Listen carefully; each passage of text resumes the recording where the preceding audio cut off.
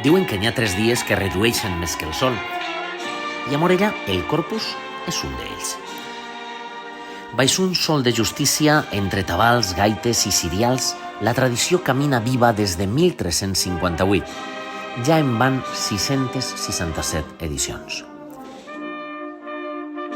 En els anys més difícils, quan la gaita semblava condenada al silenci, Paco García va imaginar una solució: convertir la melodia del Corpus en una peça de banda.